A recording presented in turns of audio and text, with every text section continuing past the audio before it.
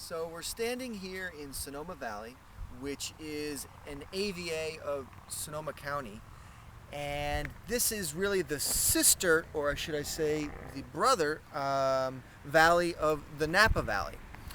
So they both run parallel to each other, broken up by the Mayacamas mountain range, which you can see right here, which splits the two.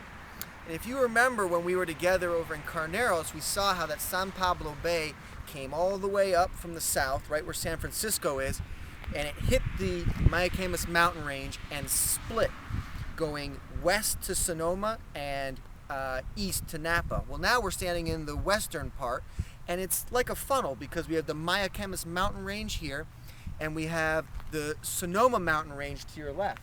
And that's actually Sonoma Mountain right there. And I know it's hard to see, you have to squint because of the sun in your eyes, but that's the Mayacamas, that's the Sonoma Mountain, which was a volcano at one point. And that volcano did erupt, and what it did is it spewed lava and lava rocks all over here, which created a very rocky soil. We're standing right in the valley floor of Sonoma, which is the most fertile part, probably best suited to varietals such as Sauvignon Blanc because they deal well in fertile soil. And if you look to the right, as you start to go up a little bit, you hit the benchlands of Sonoma. It's a little bit higher elevation, and has a little bit drainage, a little bit better soil, so that's where some of the better vines live as well. Here's a picture of some of the rocks that make up the terroir here, and as you can see, they're circular and they're rounded. That's because they're alluvial with an A. If they were contoured more sharply, that would be colluvial with a C.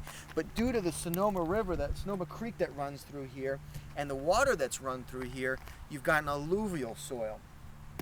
Sonoma Valley is a special place in that they've been making great wines here as early as 1850s.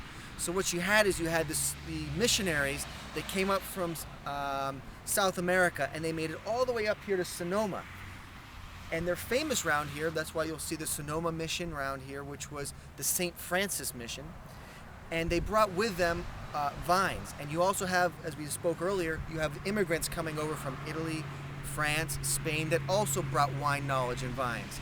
So what you'll find here is you'll find Pinot Noir, you'll find Chardonnay, you'll find Cabernet, you'll find some Zinfandel, you'll find Chardonnay. So you find lots of different grape varietals, all grown very, very well here. The other major influence is the coolness that comes off the ocean. So you have the San Pablo Bay down at the southern part of the Sonoma Mountain, and you have the Bennett Gap over in the north. And both those bring in winds, and they circle around here to keep the valley nice and cool. So you get wonderful ripe fruit with a longer hang time with great acidity.